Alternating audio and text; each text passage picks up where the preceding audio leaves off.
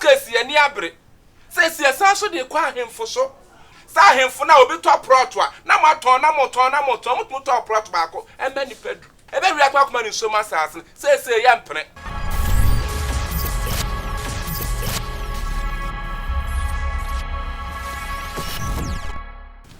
me pacho etiefo ni ahwefo ni na court case so nya be me pacho ya ka chem se etena egwema kansela Yeboah edi asem Yeboah asem ye di atem tene so ye de etu yi me pacho number ndi gusun ofra now do comment ye pede abawum ye mpe fake comment ye pede abawum yes ro de ha wo bia so ofra ye so ye betena asem ya de ne yaka internet to dia wagwem na tie de de ba why hot case kansela Yeboah em tena megwem mama kwa thank you pacho mwana dine yonko ba pacho me what do you say pacho friend me Jembot yeah Jembot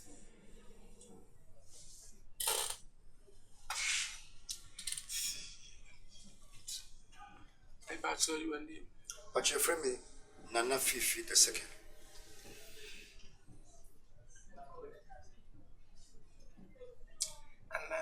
Nana Fifi Budum the second Budum Nana Fifi Budum the second pacho bo amani ye nyonko we dey boko me wa kwantu me Yeboah na mato asase wo ohini wo na meto asase no if I say 6 months and I'm a bag Ghana it's a mamma sack or back it's me buy yellow ama a friend say what tongue assassin am will be you what tongue assassin am will be ya wo to ye no was a ton am what time ni pafofo and I feel so cry no say mama assassin fofo a yen so no dia mama now what say me what be that Ensuo mbe de assassin so ameton so eye petem na di etiness all this sad na di me enu tina de na ba no tina lawyer me so ye hu bibi ma me na we de se we de ano de me pacho de wa kan nana pacho wada roma o bi na ho se it has so many nessa de wachi na ya himfu ka case be say de ka ya mu ya yesuma e obo wa ye tutu why would you? I don't tell me to need the army do amount. And I'm a teacher counselor, and Yeboah the hot case will can answer or the man prepare you it. And they say, oh, and then maybe a trip. Let me just say, well, man could be end hey, lady, so prepared. Just so your Bogayana Bogadino, the 2 months, I said, a year pregnant.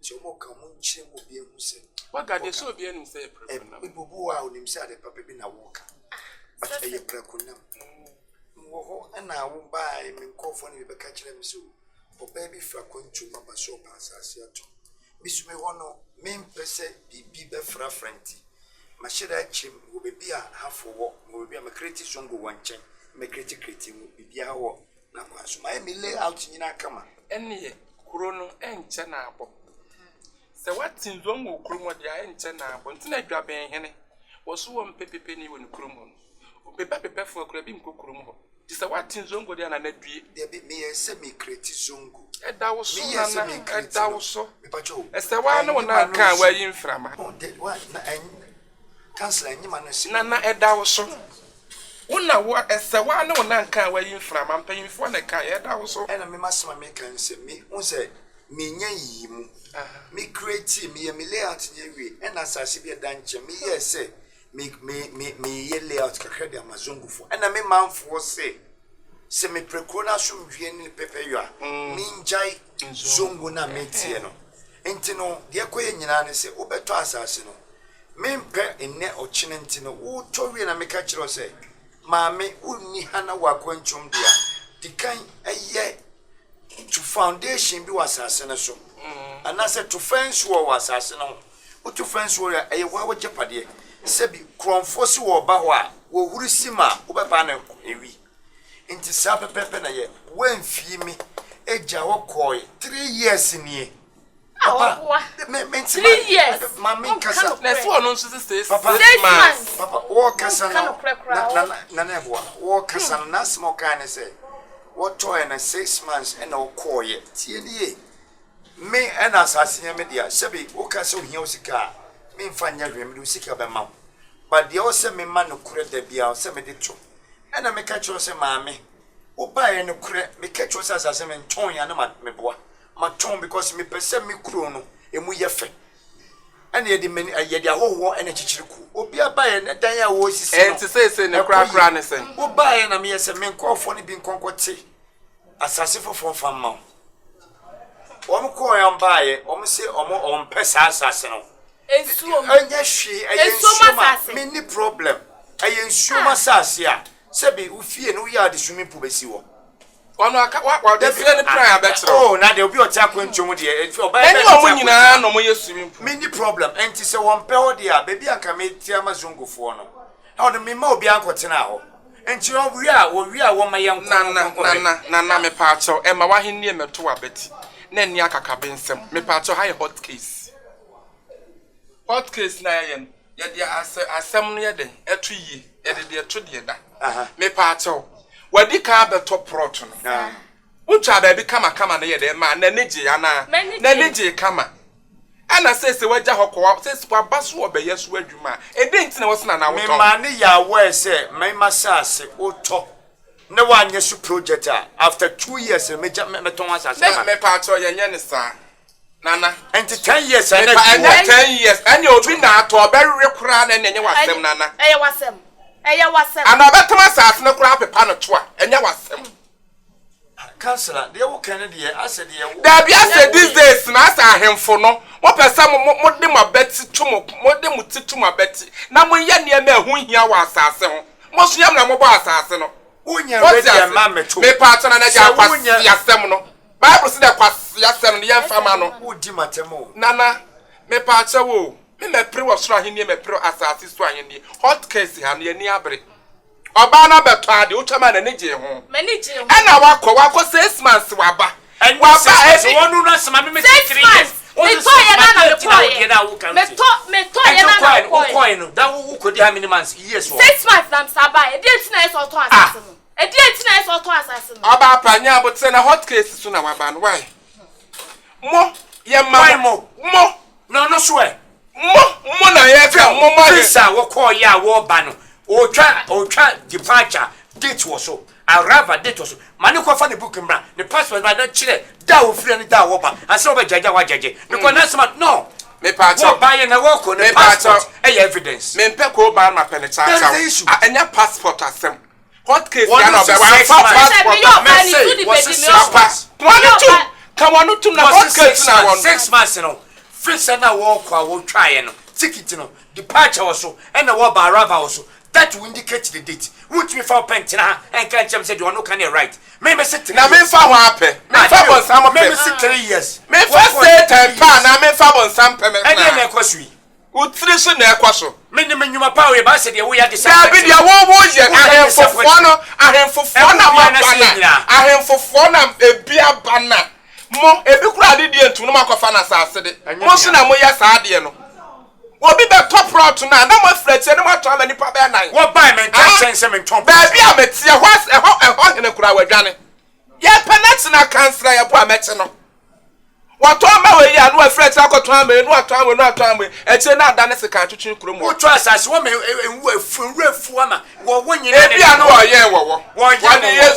Wo de Yesu. Na me ho no me ba say me to asase mo. Na wa gye mboni nta wo de bia nyakwan aka wa ma wa. Empare metafia kwa. Ebia nyakwan ya Nana me bo me ho ba yo. Nana me bo me ho ba. Eni e ka che na nam go ho ba ni se obi to asase to amento. And then say 10 years. 20 years. Nana me pa to hot case. Ye besa afra asem no. And it says us afre. Besa afra. Na wo ba wo fa the passport. Na asase papa na ni beje. Na o sa de nsom ho na ama na nana wo betu afri wo fie ho.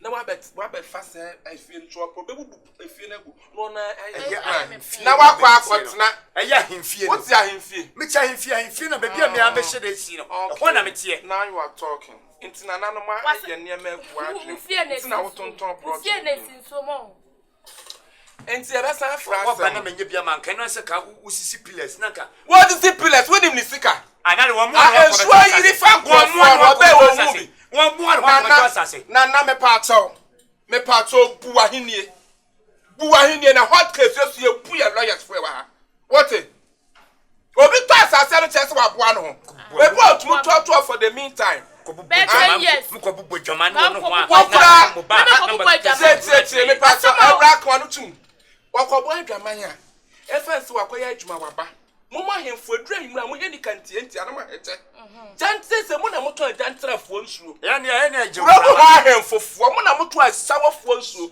esomo na mo pa hemfo asawo na mo ton enkura keto le dry na mo hye ni kan crafty eje cheram de sim anim ya no massage kuru hat twam mo hemfo na ma ba jantre ba ko fa kuru hat aba mo pese be hu anim mo na mo bo adwaman kase enti mo agye afa what enti mesro asase na ma foforo oso mpensuo ma asase o ma mre nwene ho Otumo nwene ho na me nya dey na me nya ene na awoche me pa cha momra beji mu ai why hot case ayi efene say Supreme Court kra me pa cha ahimfie hot case wa ahimfie ye lawyer ni bu wa therefore won sem kan bi o se ye lawyer wa ahimfie kunya bre me nya ene police be ba be so me the problem oba no be to me wo se mo therefore nchen a de obeye bia no wa wo de kasa panic. You don't want to do some therefore I don't talk you don't want bomb show brand wo na mo de me ko bo asawo and you we na ko ba asawo obi oba be si akopre ko tu kwan ko perform $500 million am de amount na wa si wanum ko shini na ko shini na atonton asase di ko shini na so be hu ka se gumi wo di fi na nya crofo asase anya crofo nya do de le tu asase sakre kwan ko je sika nto me ma bobreu mi sika na ada talk cast mi sika na ada talk one ka che ebi kwa kwa me ma bo me bra papa bi what na fi se me ni paketo asa na kan busa fo be besi so there be sato ade die ne to na be na atonto wo ma me bre na ma asase bi wa kura na o de for mama me be na na watch on the 14th August bra beji mu ai wa e be ma ka wa ma ye be yi police akan ni akoso an wa all right wo na ti mata do be ma esia presse be ma te so esia presse hene wa hene bia esia presse be ma bia ni ade na di hene kotim so ni be ma bia ni ade na di hene no atonton saase di egu nkrofo animu ase ebi so anu hene bi nte saa na mo di gu ahemfu no nyina animu ase adai wato asase no wo de say wo kwa aba bi oba wato ama obi asa be fa nso mu na ama no I'm not insulting you better mind your speech because you better mind your speech you better mind your because I said o sikasa na o ya kase you to mind your you know the fee ka ahenie what the fee ka ahenie me pacha me pay good land manage me singing room me de sewahenie it is sewahenie no nkonya fi a wote so edura kwasi da utwanwi moja kankan kuso no me de se no o ka se hot case u be ma me bribe won hot case ye ni abre se san so de kwa ahemfo so mo amote so na mo to asase obi to asase a na mo to twa tonton ma nipa wo ha no e be wi akwa kuma ni so ma asase se ye mpre na se me pa cho prot no onya binya den e ma no oba no so wo di ni prot hot case ye be je prot na ma no sina na kingdom hokura obebubu na oba na be fa prot no because what case ye pen kwase asem sa hemfo na obi to prot a na maton na moton mutu to prot ba ko embe ni pedu enye adwuma hot case enye adwuma enti na what you said na me pa cho ye de ye betu ye me pa cho frɛ number no ene go screen no so no me pa cho bomoden a sponsors na na ye pa boafo mommo aye na ye nso ga na mu ye why nyame nka nso be